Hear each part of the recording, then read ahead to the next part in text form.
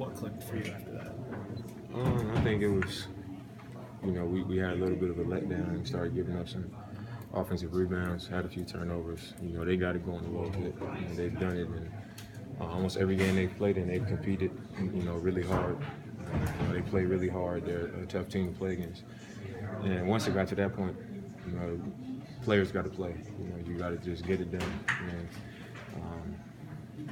that's what I did. We went out there. I thought we started playing a little bit harder. Sometimes they made shots. Sometimes we got called for fouls. But we made plays offensively, and we challenged them on the other end as well. And we was able to pull it up. Do you look at this as a positive because you're able to answer it in the fourth quarter, or you look back at that 18-point lead in the first and kind of get frustrated? I think it's something that we need to work on. We talked about it, just being able to play the way that we want to play for longer spans of time. We'll play really well for 7 minutes, and then in 4 minutes we'll give up a 15-2 win. And kind of give up everything we just worked for. But we gotta continue to work at that. The good thing is we're able to find a way to win games while we work on ourselves. I think that's much better than losing games and saying we're working on ourselves. But you go to film, you continue to watch and learn and figure out what's going on and see what's necessary so we don't put ourselves in those positions. Tonight, they made some tough shots. We got called for fouls, we fouled a lot. But most importantly, we got to win. Now we got to go into this game tomorrow and lock in and try to get another one on the road. What did you think of CJ Dame in that first quarter? He was CJ. He looked special out there.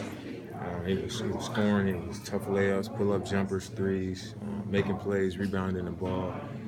He played another great game. And once again, in the first half, you see a guy going like that. It's my job to continue to feed him, and let him just continue it. We rolled that out. We built up a pretty good lead, had a big first quarter. And once he kind of cooled off a little bit, that's when I started to get a little more aggressive and try to find my way. And fortunately for me, I was able to do that. What Harkless tonight too?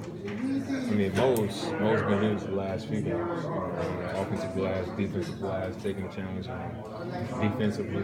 His presence, you feel his presence. You hear him talking real loud on the defensive end out there. On offense, when I call the play, he's echoing the plays.